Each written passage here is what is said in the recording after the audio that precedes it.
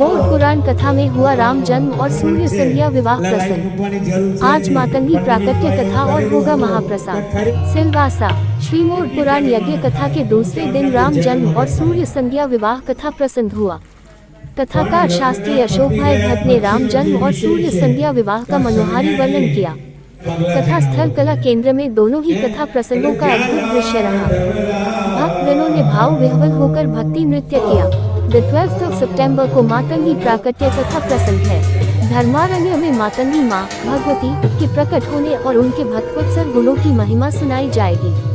मोर पुराण स्कंद पुराण में वर्णित धर्म अरण्य में अवतरित होने वाले देवी देवताओं और उनके कृपालु स्वरूप आदि की महात्म्य की कथा है। इसी मोर पुराण कथा का वाचन शास्त्री अशोक भाई भट्ट द्वारा निमेश गांधी की यजमानी में कल से हो रहा है।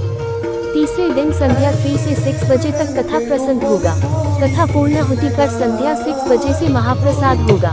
यजमान निमेश गांधी, विपुल गांधी और विपुल जरीवाला ने श्रद्धालुओं को तीसरे दिन की मानती प्राकट्य कथा के साथ महाप्रसाद का लाभ लेने को आमंत्रित किया है। पण लग्न पति गया पछीनो जे विषय छे का संज्ञाजीए કેટલા કષ્ટ જોયા અને તેમનું જીવન આ સંજ્ઞાજીએ કેવી રીતે પોતાના શાસ્ત્રાની અંદર વિતાવ્યું છે તેનું વર્ણન કરવામાં આવ્યું છે કે જ્યારે દીકરી પોતાનું ઘર છોડે લગ્ન થાય ત્યારે સૌ પ્રથમ ઘર છોડતા પહેલા ગણેશ સ્થાપના થઈ હોય ત્યાં વંદન કરે છે। વંદન કર્યા પછી પોતાનું ઘર છોડી ઉમરા ઉપર કંકુની થાળીની અંદર બે પંજા મૂકી અને બારછટ ઉપર પંજા લગાવે છે। શા માટે? કે આ ઘરે લગ્ન થઈ ગયા છે તેવું બતાવવા માટે નહીં, પણ આ દીકરી કહેવાય છે કે સંસ્કારી હતી। દીકરી જ્યારે ઘર છોડે પોતાના પિતાનું ત્યારે કંકુવાર આપે હાથ કરી અને બારછટ ઉપર લગાવે છે। આ દીકરી કરાર કરીને જાય છે કે હું મારા પિતાને ત્યાંથી જાઉં છું, પણ અહીંયાથી કઈ લઈ નથી જતી। આ દીકરી કેટલી ડાઈ છે, કઈ લઈ નથી જતી, પણ પોતાના પંજાની રજો દિવાલ ઉપર છાપા મારીને જાય છે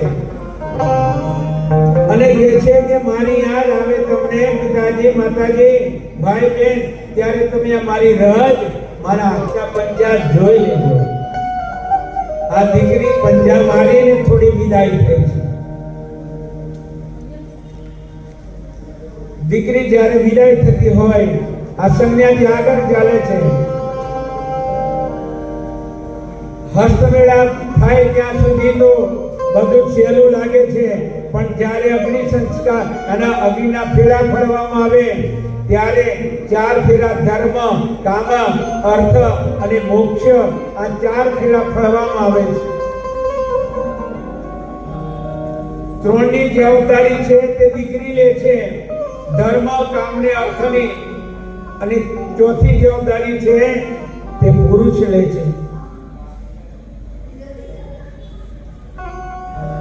આ જવાબદારીઓ લઈ અને જ્યારે પોતાનો સંસ્કાર મેળવ્યા પછી મંગલ ફેરા ફર્યા પછી જે જ્યારે દીકરી જ્યારે તેનું પદ છોડવામાં આવે છે ત્યારે દીકરીના પગ ઘણા